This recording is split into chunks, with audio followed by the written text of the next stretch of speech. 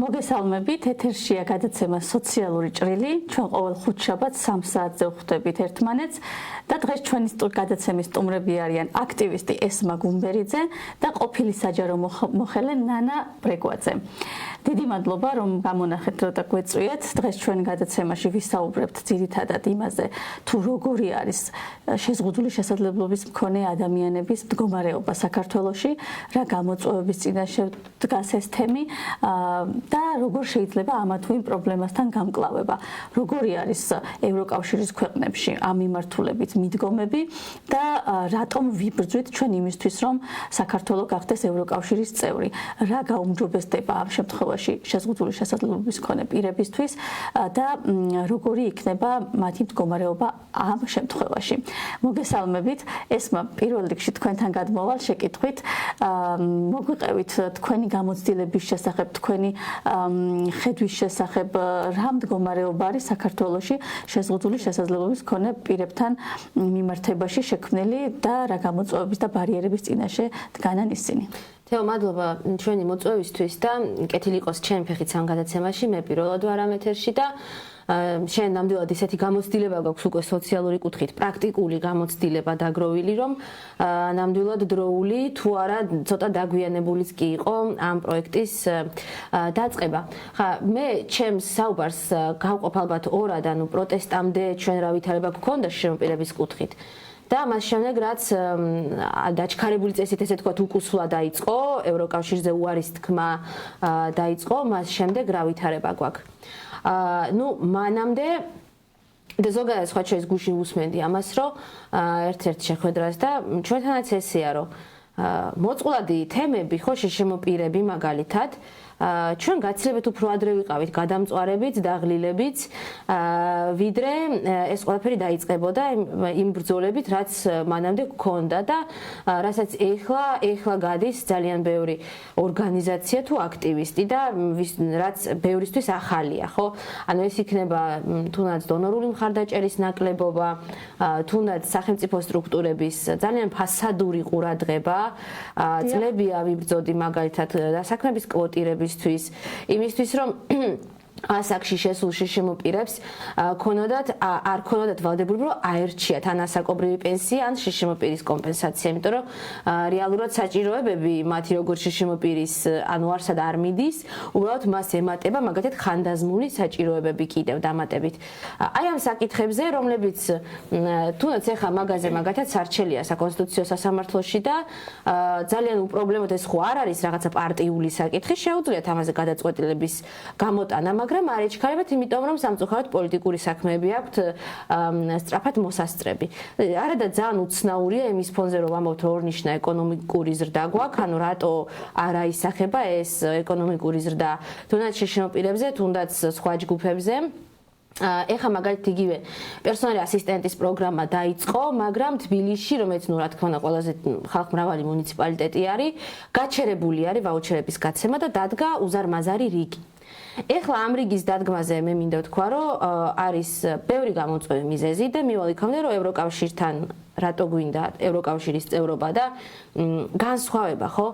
საქართველოში ჩვენ არ გვაქვს შემოპირის ზრდასრული შემოპირის დამოუკიდებელი ცხოვრების სწავლების სერვისი. ან მაგალითად ადამიანი თქვათ ავარიის შედეგად ჯდება ეტლში, ან კარგავს სმენას რაღაც მიზეზების გამო, ან ხდება, ან უსინათლოვდება. ვიღაცამ ხო უნდა ასწავლოს, როგორ მარტო ის კი არა, რომ ეტლი როგორ გამოიყენოს, ანუ ამ მდგომარეობაში როგორ ადაპტირდეს და როგორ დაამზადოს საჭმელი, როგორ დაალაგოს სახლი, როგორ გარეცხოს, როგორ იაროს საყიდლებზე, იმიტომ რომ სხვანაირად ამას თუ არ ვასწავლით, გამოდის, რომ ადამიანი ხდება აბსოლუტურად დამოკიდებული სხვაზე და პერსონალური ასისტენტის სერვისზე მოთხოვნა ამის გამო იქნება ყოველთვის განუზომელი. და და ძალიან დიდი. თქვენ წარმოვიდგინეთ, ეხლა ვიღაცა თქვა სპეცსკოლაში ვერ იარა. ან მაგათაც ჩემ დროს თუნდაც ხელჯოხით სიარული მე როცა სკოლაში სწავლობდი არ ისწავლებოდა. და ანუ მჭირდება ან მაგათაც სხვა გადავედი მარტო საცხოვრებლად ან სხვა ქალაქში ხო უნდა ვისწავლეს ვიღაცამ უნდა სპეციალისტმა მასწავლოს. ეს სერვისი არ გვაქვს. ამიტომ გამოდის რა რომ მე ყველაფერში მჭირდება ასისტენტი. ევროპულ ქვეყნებში რა თქმა უნდა ეს ეგრე არ არის, ანუ 100%-ით, მაგალითად უსინათლოები ხო, რომლებსაც კიდევ სხვა მიზეზების გამო არ ჭირდებათ რაღაცა მოვლა, ხო, ანუ შინმოვლის სერვისი დამატებით. სხვათა შორის შინმოვლის სერვისიც რაღაც ჯგუფებისთვის, ბავშვებისთვის გააუქმეს.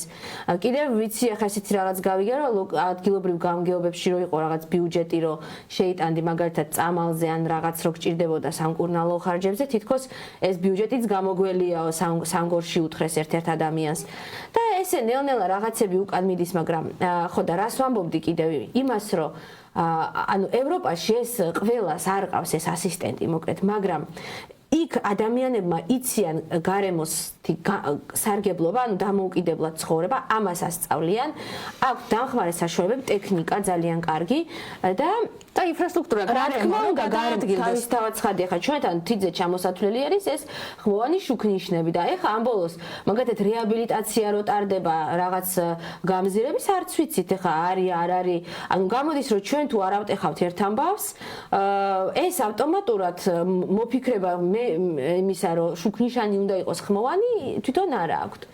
ეხლა მერიასთან კომუნიკაცია ძალიან გაჭირდა, ანუ აღარ რეაგირებენ ჩვენ მოთხოვნებზე, აი რაღაც ვიდეოებს რო ვწერთ, აგერ წლებია ვითხოვ, რომ უსიათოთა სკოლის მიმდებარედ არის გზა არის სასწაული დამტრეული, იმაზე აღარ მაქვს ლაპარაკი, რომ ტროტუარზე ვერ ადიხარ.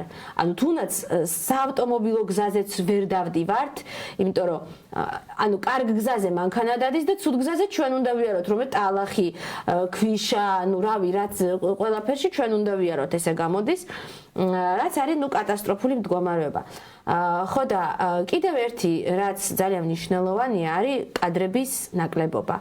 ანუ ჩვენ ამბობთ, რომ ინკლუზიური განათლება გვინდა და ვითომ განათლების სამინისტრო ამბობს, რომ გაუქმდა ეს სამართველო ინკლუზიური განათლების, ესეთი რაღაც გვითხრეს, რომ ესო არ დააზარალებს ინკლუზიურ განათლებას. ამ დროს ნახეთ რა ხდება, ის პროგრამაც კი, რომელიც არსებობდა ინკლუზიური პედაგოგიკის, ისიც კი სპეცმასწავლებლებს, ისიც კი დაიხურა ილიას უნივერსიტეტში და ამ დროს ჩვენ გვჭირდება არათუ ზოგადი პროგრამა, რომ დღეს სპეცმასწავლებელი მუშაობს ყველასთან, ანუ ყრუ ბავშვთან, უსინათლოსთან, აუტიზმის მქონე, დაუნის სინდრომის მქონე, ყველანაირთან მუშაობს ერთი, სპეციალიზაცია არ აქვს. არადანუ სულ სხვა სპეციფიკა არის ამ სხვადასხვა ადამიანებთან მუშაობა. ხა მაგალითად იგივე ამერიკაში, იგივე ევროპაშიც სპეციალიზაცია არის, ანუ ყრუპირებთან მომუშავე არის, ანუ ცალკე სამაგისტრო პროგრამებია უსინათლოებთან მუშაობისთვის, სადაც ასწავლიან, როგორ უნდა ასწავლონ უსინათლო მოსწავლეს რაღაცები. იქ ყრუპირებს და ასე შემდეგ, ანუ ესეც არ გვაქვს. და აქედან გამომდინარე, ანუ მასობრივად შშმპ-ისთვის, რიგითი ადამიანისთვის ბევრი არაფერი სამწუხაროდ აქამდე არ შეცვლა. ეხლა პროტესტის დროს რა თქმა უნდა ამას დაემატა. ამაზე ნანაც ისაუბრებს და სამსახურიდან გათავისუფლებები. ჩვენ სხვა შორის ამ რუსული კანონის მიღების დროს 2023-შიც, როცა პირველი მცდელობა იყო და 2024-შიც უფრო ნაკლებად, უფრო სუსტად, მაგრამ მაინც გვეუბნება, რომ შშმ-თემს ეს არ შეეხებოდა. და რა ვიცი, როგორ არ შეეხო, როდესაც აგერ სამსახურიდან გაუშვეს ხალხი ან პოლიტიკური აზრის გამო, იქ უკვე შშმ-პირების მშობლების ორგანიზაციებს მოაკითხა უკვე ანტიკორუფციულმა ბიურომ, ძალიან ბევრ საბუთს თხოვს, იქ შშმ-პირები დაიჭირეს და სხვათა შორის აი ძალიან საშიში სიტუაცია გვაქვს, იმიტომ რომ ადამიანები დაიჭირეს, რომლების მდგომარეობაც, ანუ ამ მათ მდგომარეობაში, ფიზიკურ მდგომარეობაში მათ ძალიან გაუჭირდებათ ციხეში ყოფნა, ანუ არაპროპორციულად დიდი შეიძლება იყოს მათთვის ეს სასჯელი. და ამის გამო ადვოკატები რა თქმა უნდა ცდილობენ, რომ ადამიანი ციხეს აარიდონ და წარადგენენ მათ ჯანმრთელობის მდგომარეობის შესახებ ცნობებს. დიახ. მაგრამ აი იქიდან გამომდინარე რაც გაუკეთეს ნინო დათაშვილს, რომ როდესაც ნინო დათაშვილზე ესეთი ცნობა წარედგინა, ნინო დათაშვილი რა თქმა უნდა შემოპირი არ არის, ანუ სტატუსობრივად, მაგრამ ნუ მასაც აქვს ჯანმრთელობის მდგომარეობა, რომელიც იყო გასათვალისწინებელი.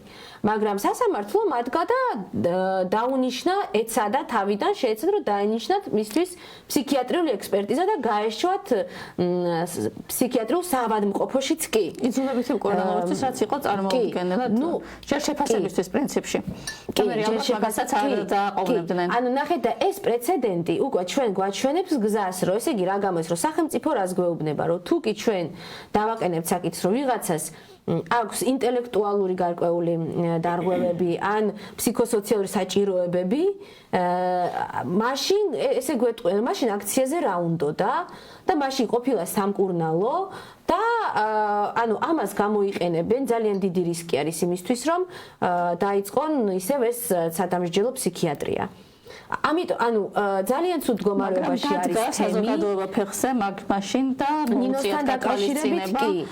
თუმცა ესეც ეპიზოდური არის ხოლმე როგორც ხედავთ და რაღაცა უთანასწორო არის ხოლმე ხანდახან სოლიდარობაც კი ზრიქ შემთხვევებში ხო ალბათ ამისკენ გინდოდა წაგეყვანა ეს მასალა. რა თქმა უნდა და ანუ იმისკენ რომ ყურადღება ეხლა სხვა საკითხებზე ჯერ არ დამდგარა სხვა ანუ ამ მდგომარეობაში მყოფი სხვა პირების გადაწყვეტილებები და განაჩენები, მაგრამ ანუ მაგიტო ვამბობ, რომ ამას აქვს გამაფრთხილებელი ხასიათი, რომ ამან არ უნდა მიიღოს სისტემური ხასიათი, რომ ესე იგი თუ შენ გაქვს სისტემურზე წავლენ რა თქმა უნდა. შენ თუ რაღაც საჭიროებები გაქვს, შედი ბუტკაში. აი ეს არ უნდა დავუშვათ, რომ აი ეს მიდგომა და ეს ხალხი შეაგდონ, თქვა ფსიქიატრიულში ან რაიმე ტიპის ინსტიტუციაში, ან მაგალითად დაიჭირონ ისეთი შიშიმოპირების მშობლები ან ოჯახის წევრები, რომელსაც სხვა ასისტენტი, მომვლელი რაც გინდათ უწოდეთ არ ყავთ და მე აღმოჩნდება, რომ ეს ადამიანები არიან ანუ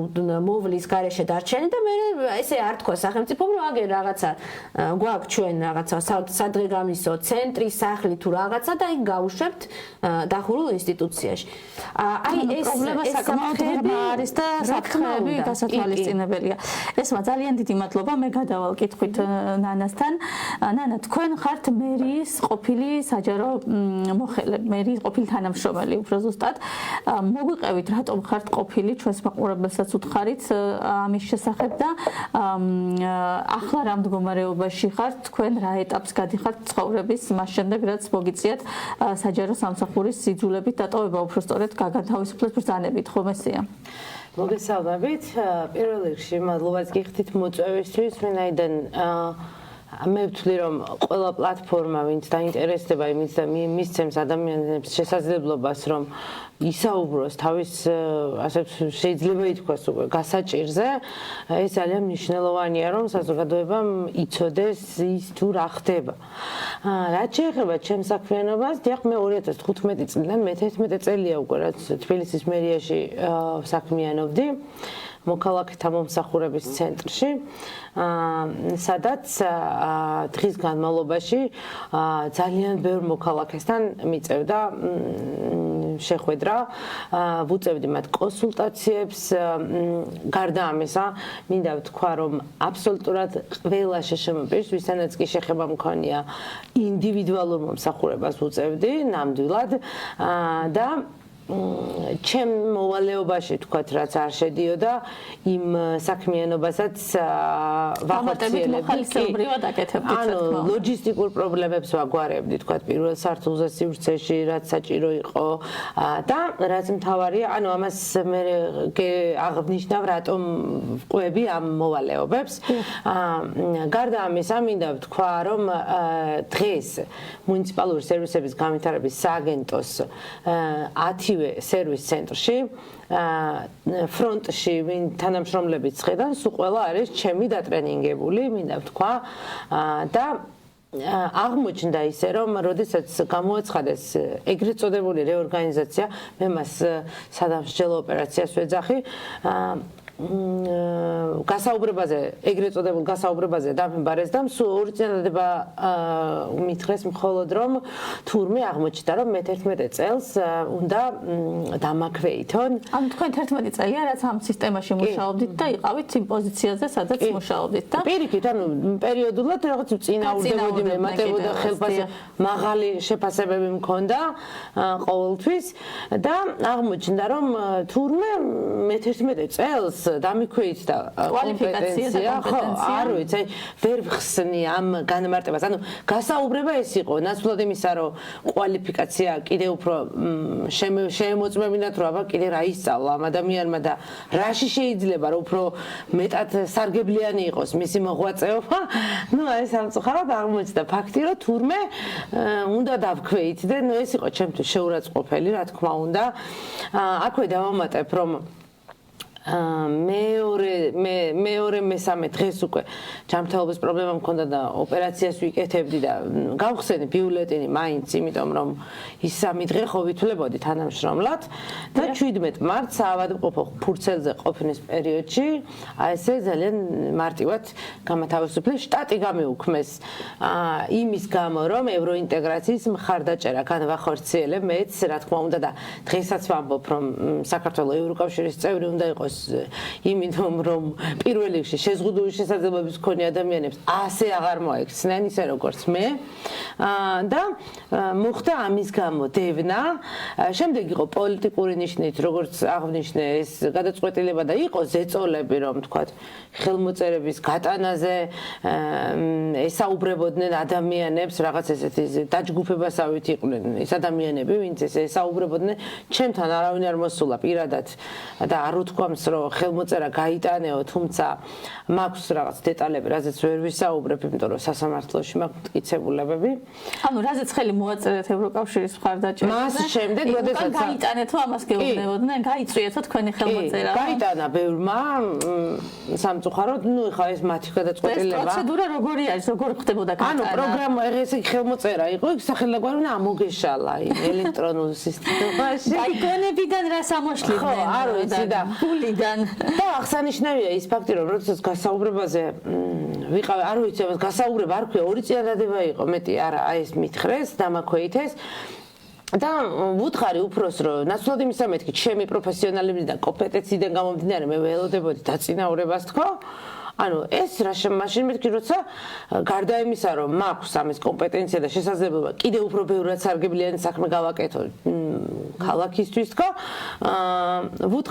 და ავუხსენი ასევე ჩემ მდგომარეობა, რომ ცხოვრობ ქირით. მაქვს საკრედიტო ვალდებულება დიდი და დღეს აღმოჩნდა, რომ შრომის უნარიანი ადამიანი, რომელიც ვარ, ნამდვილად შემიძლია თქვა ეს საკუთარ თავზე ეს არ არის რაღაცა ჩემი თავის განდიდება, არასდროს მქონია ამის, მაგრამ შემიძლია თქვა, რომ ჩემს სფეროში რაც შემიძლია კეთება, ვარ პროფესიონალი. აქედან გამომდინარე, რომ ავუხსენი ჩემი მდგომარეობა, რომ მაქვს დიდი საკრედიტო ვალდებულება, ну, რა თქმა უნდა, არც ეს არ გაითვალისწინეს. და დღეს ფაქტიურად აი რაღაცა მოწყალების ანაბარა დარჩა ადამიანი და რაღაც აი სტერეოტიპი რაღაც გავაძლიერეთ. თქოს რა შეშიმო პირი ვარ მე და თიახ დამეხმარონ ახლა აი ჩემთვის ეს არის ყველაზე მტკივნეული რამ, იმიტომ რომ შემიძლია მუშაობა და ფაქტიურად სახალხო დამცველმაც კი ვერ უარყო ჩემი ასე ვთქვათ სამსახურში აი ესეთი არაკანონიერი გათავისუფლება და მაქვს დასკვნა, სადაც სახალხო დამცველმა რა თქმა უნდა რეკომენდაცია მისცა მერიას მუნიციპალურ შევსების განვითარების სააგენტოს, რომ თქვენ დაარღვიეთ მისი უფლებები. ახლა ველოდები სასამართლოს, რა ვიცი, ჯერ არ ჩქარობენ და რა ხდება, არ ვიცი. სამაგიეროდ ჩქარობენ ხოლმე იმ საქმეების განხილვას, რომელიც საპროტესტო აქციებზე დაკავებულია. აქვე მინდა დავამატო, რომ არც ერთი ნაბიჯით არ ვაპირებ უკან დახევას, ბოლომდე ვაპირებ ბრძოლას, იმიტომ რომ საშინელებაა, როდესაც უსამართლობის განცდა გაქვს ადამიანს, გამორიცხულია, რომ რაიმე, ანუ ჩემი სასამართლო პროცესი უნდა დაკმაყოფილდეს ყველაფერი, ან არაფერი და გავაგრძელო სტრასბურგში. აუცილებლად მიაღწევთ მიზანს, დარწმუნებული ვარ და მოიგებთ კიდევაც სასამართლოებს. მე მინდა თქვენც მოგიყვეთ და მაყურებელსაც მოუყვე, მეც ყოფილი საჯარო მოხელე ვარ და 2013-14 წლებში ვიყავი თბილისში ისნის რაიონის გამგეობის თანამშრომელი, შემდეგ უკვე ამავე რაიონის გამგეობის ტერიტორიული ერთეულის სულღის უბნის სამსახურის უფროსი. და ზუსტად მაშინ, როდესაც შეიცვალა თბილისის მერი და თბილისის მთავრობა 2014 წელს დაიწყო ზეწოლა ჩვენთანაც. ეს ასე თქვენ ყვებით ახლა ახალი ჩემთვის არ არის და საკუთარ თავზე მაქვს გამოცდილი ეს პოლიტიკური ნიშნით შევიწროება და დევნა სამუშაო ადგილზე და ასე შემდეგ. ყველანაირ პირობას ქნიდნენ, რომ მაქსიმალურად გაენთავისუფლებინათ ეს უწყებები თანამშრომლებისგან, მათთვის არასასურველი კადრებისგან და თანამშრომლებს ესე პირდაპირ თხოვდნენ, რომ დაეწერათ განცხადებები გათავისუფლების თაობაზე. მე იქიდან ზოგს პირდაპირ აკმაყოფილებდნენ და ათავისუფლებდნენ, ხოლო ზოგიერთ მათგანს მის განცხადებას უბრალოდ შეინახავდნენ სეიფში და თუ ჭკვიანად არ მოიქცეოდა ის ადამიანი, ამოიღებდნენ და თარიღს მიაწერდნენ და უკვე კანცელარიაში გაატარებდნენ. რა თქმა უნდა, მე ასეთი განცხადების დაწერაზე არ ვიყავი თანახმა და ჩემთვის პირადად არც გაუბედავთ ამის თქმა, იმიტომ რომ იცოდნენ ვაზრი არ ქონდა, მაგრამ ჩემს გარშემო თანამშრომლებთან ჰქონდათ ეს საუბრები. და აი ამ დიდ ასე ვთქვათ წინააღმდეგობის მიუხედავად ბრძანებით გამათავისუფლეს მე და ესე იგი 3 წელზე მეტი თითქმის 4 წელი დამჭირდა, მაგრამ ყველა ინსტანციის სასამართლო მოვიგე აღმადგინეს კიდევაც სამსახურში და კომპენსაციის გადახდაც მოუწიათ. ეს მაშინ იყო ძალიან სისტემური და 1000-ზე მეტი ადამიანი გაანთავისუფლეს მაშინ მხოლოდ თბილისის მერიიდან და გამგეობებიდან, იქიდან ერთეულებმა, ვინც ბოლომდე იბრძოლა და საკმარისი მტკიცებულებები წარადგინა და ასე შემდეგ, ეს ყველაფერი ძალიან დიდ სტრესთან იყო დაკავშირებული, მაშინაც მოგეხსენებათ და სამართლებრივი მხარდაჭერა მე მაშინ გამიწია, მაშინდელი ორგანიზაცია იყო კონსტიტუციის 52 მუხლი, ადვოკატი ანზორ ხატიაშვილი დამიდგა გვერდით და რომ არა ის, ალბათ მეც ვერ მოვიგებდი ამ პროცესებს და საერთოდ გამიჭირდებოდა ძალიან. აი ასეთ დროს უფლებების საქართველოა ესე. კი, ასეთ დროს აი ამ არასამთავრობო სექტორის მხარდაჭერა არის ხოლმე უმნიშვნელოვანესი და სულ ვეუბნები ჩემს გარშემოც მოქალაქეებს, რომ აი ახლა არასამთავრობო სექტორს რომ შეუზღუდეს ყველაფერი აგენტებად გამოაცხადეს და ასე შემდეგ. ხალხის გვერდით, როდესაც მათ დაჭირდებათ გვერდში დგომა, სამართლებრივი მხარდაჭერა იქნება თუ მათი პრობლემების ადვოკატირება, მოგვარების გზების ადვოკატირება, არავინ აღარ იქნება, ვინც მათ ამ ყველაფერში გვერდში დაუდგება და ეს თითქოს სათანადოდ არც კი აქვს გააზრებული ჯერჯერობით საზოგადოების გარკვეულ ნაწილს რა. დღესაც აი ვიღაცები რაღაცებს მეკითხებიან, რომ აი ყოფითი პრობლემა რო ეს მაგ რაღაც ყოფითი პრობლემა და ადვოკატი საიაში მეუთხარ სადღა აქვს საიას მეთქი იურიდიული დახმარების და ხალისეობრივად მუშაობენ ფაქტობრივად ორგანიზაციები. მინდა რომ ძალიან დიდი მადლიერება გამოვხატო თქვათ იმ ორგანიზაციის მერձ რომ არა მათი მხარდაჭერა აი სამართლებრივად არაჩვეულებრივად გამართულად და ძალიან ერთგულად მეხმარება პარტნიორობა ადამიანის უფლებებისთვის არაჩვეულებრივი ორგანიზაცია. დიდი მადლობა ყველას, მართლა ძვირფასი ადამიანები და საიმედო ადამიანები იყვნენ და არიან დღესდღეობითაც, ვინც აგრძელებს გარკვეულწილად მოხალისეობრივად მუშაობას მოქალაქეების მხარდასაჭერად. და ასევე მინდა დავამატო, რომ აი უამრავი პროფესიონალი ადამიანი გამოუშვეს, არა მხოლოდ მერიიდან, ძალიან ბევრი სტრუქტურიდან და ამ შემთხვევაში მერიიდან მინდა ვთქვა, რომ აი არაჩვეულებრივი პროფესიონალი ადამიანები გამოუშვეს, მათ შორის მეც და ნუ დღეს აი მთელი ეს არმია ვართ პროფესიონალი ადამიანების კონსტიტუციის 78 მუხლი პროფესიული კავშირი და რა ვიცი აი სხვადასხვა მეც გავწევრიანდი ამ კავშირში გუშინ შევეცი აპლიკაცია და მომივიდა რომ მიიღეს ჩემი განაცხადი.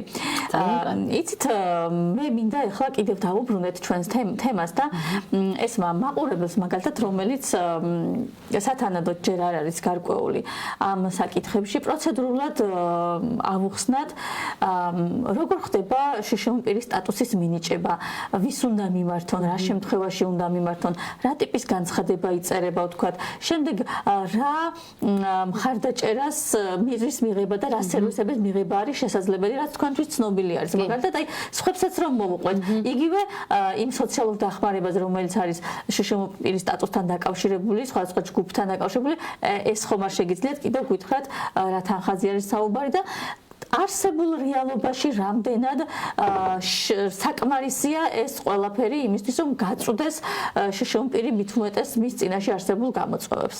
ხო, კი ბატონო, ზოგადად სტატუსის მინიჭებისთვის აქვს სხვადასხვა კლინიკებს, უფლებამოსილება, რომ იანიჭონ სტატუსი. რაღაც ტიპის კვლევები არის ხოლმე ჩასატარებელი, დიაგნოზი უნდა დაისვას და დადასტურდეს და ეს დიაგნოზი უნდა იყოს სტატუსების, მოკეთ სხვადასხვა სტატუსებს აქვს დიაგნოზების სია რა და ეს უნდა მიუსადაგონ დაუშვათ დიაგნოზი უნდა დაისვას და მიესადაგოს რომელიღაცა ჯგუფს, მაგასაც გეტყვი განმარტავთ ახლა ცოტა ხანში. და უნდა დაისვას ეს დიაგნოზი. უბრალოდ ხანდახან ამ დიაგნოზის დასასვენად საჭირო არის რაღაც მაღალტექნოლოგიური კვლევები, რომლებსაც არავინ არ აფინანსებს და ადამიანებს უწევთ, რომ თავიანთი ჯიბიდან ეს გადაიხადონ. ხო, ესეთი ლოგიკა აქვს ამ დროს სახელმწიფოს, რომ ხა იქნება ადამიანს უბრალოდ კვლევა უნდა და ხა მასე ყველამ რო გავიგოთ, რომ კვლევები ფინანსდება, უბრალოდ კვლევის გამო შეიძლება მიხვიდე და სულ არ დაგიდგინდეს სტატუსი, გიღირდეს, ხო? არ ვიცი. ესეთ რაღაცას ამბობენ და არგუმენტი აქვთ. მეორე ამბავია, რომ ხა მაგალითად მაღალმთიან რაიონებში რთულია ხა კლინიკები ყველგან არ არის და უნდა ჩავიდნენ ცოტა დიდ ქალაქებში, ხო? ან ტრანსპორტი არ არის მისაწვდომი. ესე იგი კერძო მანქანა უნდა იქირაოს, მაგალითად თუ ეტლით მოსარგებლი ან რაღაც ისეთი დარღვევა აქვს, რომ აი თქვათ მარშრუტკაში საზოგადოებრივი ტრანსპორტით ვერ იმგზავრებს. მოკლედ ეს არის ძალიან დიდ ხარჯებთანაც ხშირად დაკავშირებული თვითონ სტატუსის მინიჭება და შემდეგ ადამიანს ენიშნება ეგრეთ წოდებული შშმპირის პენსია, ფინანსური კომპენსაცია. არის სხვადასხვა ჯგუფები, პირველის არის თუ არ ვცდები 425 ლარი არის, მეორეც არის და მესამე. ესენი ინდექსირდება და ყოველწლიურად რაღაც რაოდენობა ემატება ამ თანხას. ოღონდ ასაკობრივზე ცოტა ნაკლებია ხოლმე, იმიტომ რომ ასაკობრივის ინდექსაცია დაიწყო უფრო ადრე, ვიდრე შშმპირების რა. და აი მესამე ჯგუფზე არის ძალიან სიმბოლური თანხა, ოღონდ ის თანხაც რომ მიიღოს ადამიანმა, სტატუსი დადგენილი უნდა ქონდეს 18 წლამდე. დიახ. 18 წლის ეს ძალიან მნიშვნელოვანი მე მინდა ეს თუ ვინმე მშობელი გვისმენს და ძალიან ხშირად აი არ უნდათ კომპლექსები რაღაცები არ უნდათ რომ ბავშვს დაუდგინონ სტატუსი. დიახ. დამიჯერეთ 18 წელს რო გადაცდება, მე მაგალითად ცოტა მსუბუქი თქვა დარღვევა თუ არის, დაუდგენენ მესამე ჯგუფს და მესამე ჯგუფს თუ დაუდგენენ მხოლოდ 18 წლის მერე ან არანაირ თანხას აღარ მისცემენ. 18 წლამდე თუ დაუდგინდა, ჯერთი 18 წლამდე ყველა ბავშვს აქვს ერთი შშმპირის ეს კომპენსაცია პირველ ჯგუფთან გათანაბრებული, საკმაოდ რაც კარგად ითვლება, ხო? ის 18 წლამდე ჯგუფი ესე არ დგინდება. ამიტომ ეს თანხა ძალიან მნიშვნელოვანი არის, ხა დამეთანხმება ყველა, ხა სასკოლო ხარჯი იქნება თუ რა ვიცი, მკურნალობის ნებისმიერი სხვა ხარჯი და პლუს იმიტომ რომ 18 წლის მერეც რომ თუ გინდათ რომ თქვენმა შვილმა გააგრძელოს და რაღაცა სტაბილური თუნდაც მინიმალური შემოსავალი ქონდეს, აუცილებლად 18 წლამდე უნდა მოასწროთ და დაადგენინოთ სტატუსი. ეხლა თუ დავუშვათ უფრო ისეთი მკვეთრი დარღვევაა, მაშინ 18 წლის მე ხა მეორე და პირველ ჯგუფს ანიჭებენ და აძლევენ მაინც ფინანსურ კომპენსაციას 18 წლის მერეც. მაგრამ შედარებით მსუბუქ დარღვევებზე გვაქვს ეგ სიტუაცია, რაც ეხა ახსენი წეღან. ხო, და ესე იგი ამ კომპენსაციის გარდა თბილისში არის მაგალითად საზოგადოებრივი ტრანსპორტით უფასოდ მგზავრობა, ოღონდ ეგეც ამ ბოლოს აღარ ვიცი ვისთვის როგორ სხვა შორის ძალიან გართულდა საჯარო ინფორმაციის გამოთხოვა, პასუხს არ გცემენ, აი განცხადებებს. ბევრი ადამიანი აგზავნი და პასუხს არ გცემენ. ხო, და პირველ ჯგუფზე ზუსტად პირველ ჯგუფზე და მეორე ჯგუფზეც ვისაც მხედველობით აქვს შეზღუდული, მხედველობის გამოქონათ მეორე ჯგუფი, ესე ვიცი რომ არის უფასო ეს მგზავრობა, არის კიდევ 20 თეთრიანი, სხვა უფრო მსუბუქი დარღვევის მქონე ადამიანებისთვისაც. მაგის გარდა პირველი და მეორე ჯგუფისთვის ნამდვილად არის საშემოსავლო გადასახადისგან თავისუფლდებიან 6000 ლარის ფარგლებში წელიწადში. ანუ 6000 ლარამდე თუ გაქვთ შემოსავალი, ამ 6000 ლარიდან ის 1200 ლარი არ უნდა დაგექვითოთ. და რომ არ დაგექვითოთ, ამისთვის საჭიროა წარადგინოთ დამსაქმებელთან ცნობა შრომაპირის სტატუსის შესახებ და ასევე თუ კი მაინც დაგექვითათ, აი მაგალითად თავის დროზე არ წარადგინეთ ცნობა, მე შეგიძლიათ მიმართოთ შემოსავლების სამსახურს და ეს თანხა დაიბრუნოთ. ანუ ამის დეტალებსაც დავუშვათ დაგაკვალიანებენ. არის კიდევ პირველი მეორე ჯგუფისთვის ანუ საყოველთაო ჯანდაცვაში ცოტა მეტი რაღაც მეტი კვლევები და მეტი ექიმთან კონსულტაციები არის ხოლმე უფასო, ნუ ესეც კარგად უნდა გაარკვიოთ ხოლმე რომელი კვლევა არის თქვათ უფასო და რომელი როგორი თანადაფინანსებით. მაგის გარდა თბილისში არის ანუ ხა სხვა მუნიციპალიტეტში კიდე სხვა რაღაცები. ეხლა შემოვიდა ეს პერსონალი ასისტენტის სერვისი, რომელიც ყველა მუნიციპალური სერვისია და სხვადასხვა მუნიციპალიტეტში ცოტა სხვადასხვანაირი კრიტერიუმებია. თბილისში, ნებისმიერ ადამიანს, ნებისმიერ შრომაპირს შეუძლია მიმართოს მოთხოვნით, რომ ეს ასისტენტი დაენიშნოს. მაგრამ მაგალითად სხვა მუნიციპალიტეტებში არის რომ ჭირდებათ სოციალურად დაუცველი სტატუსი. ითხოვენ რომ მაგალითად იყოს მარტო ხელანო, ცხოვრობდეს მარტო და არა ოჯახში. სხვადასხვა ისეთი კრიტერიუმები არის რა. ანუ ერთიანი სტანდარტი და ერთიანი მიდგომა არ არის თელს ქვეყანაში. არა, მაგ მიმართულებით არ არის. ხო, კიდევ დარღვევაა ცხადი. კი ბატონო, კიდევ რა არის, ანუ სხვადასხვა მუნიციპალიტეტში არის ზოგან 21 წლამდე, ზოგან 35 წლამდე, ზოგან სხვადასხვა ასაკამდე, აი საკურორტო ვაუჩერის, ანუ უფასო დასვენების პროგრამა, რაღაც რაოდენობის თანხარი გამოყოფილი, რომ შშმ პირმა წელიწადში ერთხელ 20 წლამდეა მერიაში. ხო, თბილისში ხო, აი ხო, ზოგან აი მაგალითად მე ვიცი თბილისის გარეთ არის, რომ 35 წლამდე არის სადღაც ხო, ადრე თბილისში ვიცი 21 წლამდე იყო. 800 ლარიანი ვაუჩერი. კი ბატონო, ხო, ნუ ეს რაღაცები იცვლება, ეს გასარკვევია რა თქმა უნდა დეტალები. ხო, თბილისში კიდევ იყო სოციალურად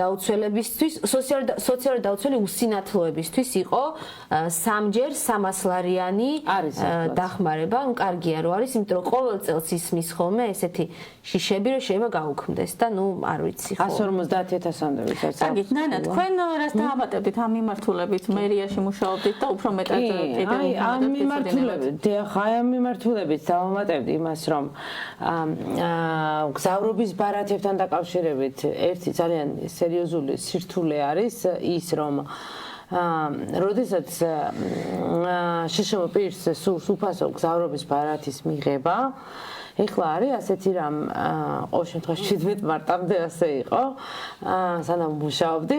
ანუ ესე იგი, უნდა წარადგინოს ადამიანმა შშმ პირის სტატუსი, ხო?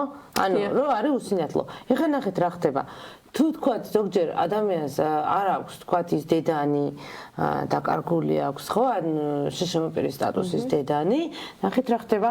ანუ მიდის სოციალურ სააგენტოში, ეგრეთ წოდებულ სობესში და ეუბნება რომ მომეცეთ ცნობა რომ ვარ შშმ პირი და ნუ ისინი ჩვენ ექიმები არ ვართ და გაძლევთ ცნობას, უწერენ რომ იღებს პენსიას, სახელმწიფო სუბსიდიას და არის თქვათ მკვეთრი ან მნიშვნელოვანი. ანუ იქ თვალის გამოა, ფეხის გამოა, ამას არ წერენ. მოაქვთ ეს ცნობა, უწუნებენ მერიაში. ანუ უხდებათ მე მოკლედ აი იმან უნდა ჩაუწეროს რომ ბიუროკრატიული ხო, აი საშინელება არის და გარდა ამისა არის მანქანის სტიკერები შშმ პირების სადგომ ადგილას რომ უნდა გააჩერონ და ნახეთ რა ხდება აქაც შეიტანეს საშინელი ცვლილება. ესე იგი მე რომ თქვათ მხედველობის შეზღუდვა მაქვს, მეკუთვნოდა აქამდე მე ვთქვათ ეს სტიკერი, მაგრამ ვადა გაზდის ეს ხო 3 წლიანია და ახლა მე რომ მინდოდეს ვერ ავიღებ, იმიტომ რომ უნდა ავიღო ახალი სამედიცინო დასკვნა. და სადაც უნდა დამიწეროს, უნდა მოვთხოვო მე ექიმს, რომ დამიწეროს, იმაში რომ მე კი ვერ ვხედავ, მაგრამ თან გადაადგილებაც არ შემიძლია. ანუ სხვა შემთხვევაში აღარ იძლევიან. ანუ ხო, ანუ თემა იყო ესე შინოდათ რომ ანუ ძალიან ბევრს ჰქონდა ეს პარკირების ნებართვები, ესე ვთქვათ და ესეთი რაღაც მოიფიქრეს ხო რომ ანუ ვისაც გადაადგილება, ანუ რაღაცა ორიენტაციით, რაღაცა ეგეთიც უწერიეთ, გადაადგილება ორიენტაცია. ხო, დისორიენტაცია აქვსო და ვერ ახერხებს ორიენტირებას სივრცეში და ნუ რაღაცა ესეთი რაღაცა საოცრებები უნდა ჩააწერინო. ხო, უბრალოდ პრობლემა ისე რომ ექიმებს ზოგადად ძალიან არ უყვართ და ლოგიკურიც არის, იმიტომ რომ რაღაც გაგებით მათ არ აქვთ ესე ოფიციალურად ფუნქციონირების შეფასების უფლება მოსილება შეიძლება რა. ხო, და ანუ აიძულებენ რომ რაღაც ისე ჩაუწერონ ეს სიტყვა. ნახეთ როგორი ანუ არალოგიკური რაღაც. ხა სახელმწიფო ჩვენ გვეუბნება რომ გადავდივართ შეფასების ბიოფსიქოსოციალურ მოდელზე. ანუ მაგ მოდელში წესით ხო, მარტო დიაგნოზით კი არ უნდა დგინდებოდეს, ანუ დიაგნოზის გამო კი არ უნდა ენიჭებოდეს სტატუსს. თან უნდა განისაზღვრებოდეს მისი საჭიროებები, ხო, შშმ პირის და ნუ ამისთვის კითხვარია შემუშავებული თავის დროზე. მეც ვიყავი იმ კითხვარის შემუშავებაში ჩართული.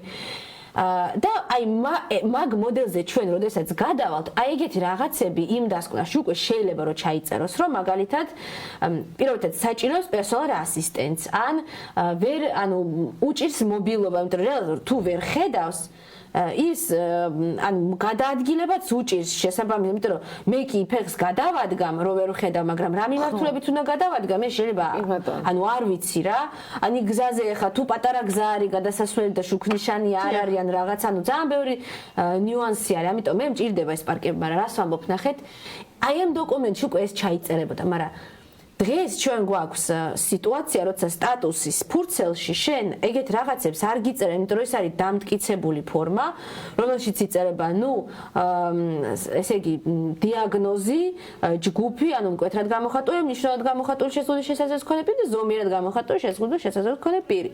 და იმის იქით ეხა შენ აი ხა დავუშვათ გჭირდება მობილობის შეფერხი, ანუ ორიენტაციის რაღაც შეზღუდვა გაქვს თუ ასისტენტს საჭიროა, ეს არ გიწერია და ხა ვიღაცა ოჯახის ექიმთან რომ მიდიხარ და რომ ეუბნები რომ დამიწერე ფორმა ასში რომ მჭირდება პერსონალური ასისტენტი, ეს არის სხვადასხვა მოთხოვნა არის, ანუ ასისტენტის ასაყვანად პირველი პროცედურა არის ეს, რომ უნდა მიიღო ფორმა 100, სადაც გიწერია რომ გჭირდება პერსონალური ასისტენტი. გადაადგილება. გასაგებია. და ერთი თუ შეიძლება დავამატ, აი ძალიან ნიუანსი არის აქ ერთი, პარადოქსულად არის აი პროგრამა ნახეთ. საკურორტო ვაუჩერის მიღებთა პროგრამაში რა ხდება ახლა? უყურეთ, თბილისში უნდა იყოს ადამიანი რეგისტრირებული, გასაგებია და სოციალურად დაუცველი უსინათლოებისთვის 300 ლარიანი დახმარების პროგრამაში თბილისში რეგისტრაცია არ არის ავალდებულო, ანუ თუ თბილისში გაქვს სოციალური ქულა, ეს საკმარისია და გაძლევენ ამ თანხას, მაგრამ იყო შემთხვევები, როდესაც ადამიანი ბავშვი უსინათლო თბილისში იყო ჩაწერილი და სოციალურ ქულას იღებდა რაიონში და არ მისცეს ვაუჩერი. აი რასთან გვაქვს საქმე? თუ იქ დასაშვებია, აქ რატო არ არის? უბრალოდ მათ ნება არის საჭირო და ძალიან სწრაფად მოგვერდება ესეთი პრობლემები. ნახეთ, მკვეთრად გამოხატული შეზღუდული შესაძლებლობის სტატუსის მქონე პირებს 425 ლარის ოდენობით პენსია აქვს დანიშნული სოციალური პაკეტი ქვია. ანუ პენსიას ეძახიან პენსიონერები ვართ. ანუ 425 ლარი რამდენად არის საკმარისი? არაფერი არ არის. სოციალურ-ეკონომიკურ მდგომარეობაში იმისთვის, რომ შეზღუდული შესაძლებლობის მქონე პირმა იარსებოს. ეს არის ჩვეულებრივად აი ინფლაციის ფონზე, რაც ხდება, ახლა რა ვქნათ, ოქროს ზოდები არა გვაქვს და არ შემოდნით ქეშები. ანუ სამაგერო პარლამენტარების ხალხი არის. კი ბატონო, ახლა შეიძლება დაასანქცირეს ვიღაც პროკურორები, მაგრამ სამაგერო ჩემოდანშია ფული. ანუ ჩვენ შემთხვევაში 425 ლარი, აი ჩემ შემთხვევაში მაგალითად მე რიცხება პენსია, აგერ TBC ბანკი მემუქრება არ მუშაობდა დაგიბლოკავთ ანგარიშებსო თუ არ გადაიხდიო კრედიტსო და ვკითხე რომ როგორ რა კრიტერიუმებით მომეცითქო და აი შემოსავალი რო გქონდათო და ეხლა რო არ მაქვს მეთქი მაგაზე ვერ მიპასუხეს. ანუ მე 425 ლარსაც ვერ გადავიხდი, ისა ვერ ავიღებ თუ თქვათ რაღაცა სასამართლო დამეცა თავში TBC ბანკის მხრიდან. ხო, არის კატასტროფაა. ნუ არ შეიძლება 425 ლარი არაფერს არ ნიშნავს. დღეს 420 100 ლარით რო შევიდეს ადამიანი მაღაზიაში, იმ წუთში ხარჯავ მინიმალური მით უმეტეს ერთს დავამატებ, როდესაც ხა შიში მაგათ უსინათლო თუ ხარ, ხო, მარტო თუ ცხოვრობ, ხა შენ ვერ წახვალ ნავთლუღის ბაზრობაზე და ბაზარ ვერიული. ვერ ჩამოუვლი და იქ ვერ გაიგე.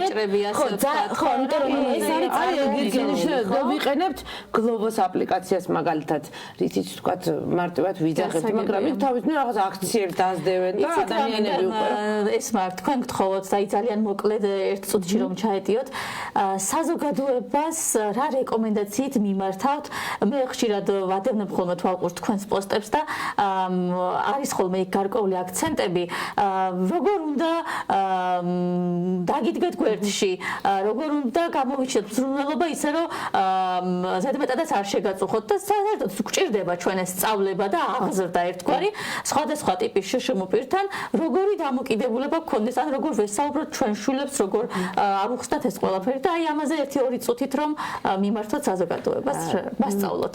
კი ბატონო, არა, მე პირველ რიგში იმაზე მინდა ვთქვა, ანუ ეს თანხა ხო ჩვენ რაზეც საუბრობთ 425 ლარზე წესით ნორმალურ ქვეყანაში ეს არის იმ დამატებითი ხარჯის საკომპენსაციო, თქვათ შშმ-პირის, რაც მას თავისი დარღვევიდან გამომდინარე, გარემოდან გამომდინარე აქვს, ხო?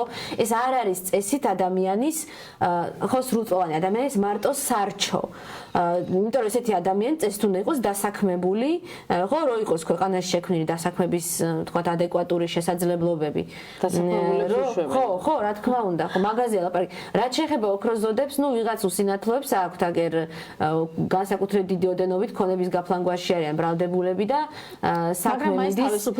კი, საქმე მიდის უკვე 2 წელია და ხა რაც შეეხება დახმარების და ზოგადად საზოგადოების მომკენ მოწოდებას, პირველი პრინციპი არის უმთავრესი, რომ კითხოთ ადამიანს ჭირდება თუ არა დახმარება და თუ გეტყვით რომ კი, მაშინ კითხავთ როგორ და რანაირად და თუ გეტყვით არას, მაშინ რა თქმა უნდა გაეშვათ და მაგის გარდა კიდევ სოლიდარობისთვის ძალიან მნიშვნელოვანია, რომ აი თუნდაც ხმოვანი შუქნიშნები თუ არ არის, ან გაჩერებები როცა არ ცხადება ავტობუსში, რომ დარეკოთ ხოლმე. თქვა სატრანსპორტო კომპანიაში ეს არის ხო? ეს არის 93, 44-44-ზე და დააფიქსიროთ, იმიტომ რომ ეს სხვა ადამიანებსაც ჭირდებათ მარტო უსინათლოს არა, თუნდაც აი ქალაქში ჩამოსულს, ვინც არ ერკვევა. საორიენტაციო ძალიან კარგია ეს გაჩერებების გამოცხადება და სხვა და სხვა. აი ხა დღესაც მე რომ ავტობუსით მოვედი, არ იყო ჩართული და სულ ხშირად ყოველდღე ვრეკავ. ანუ რისთვის გააკეთდა ეს გაჩერებებს იდეალურია, როცა თუ ცხადდება, კარგია. მაგრამ არ ცხადდება.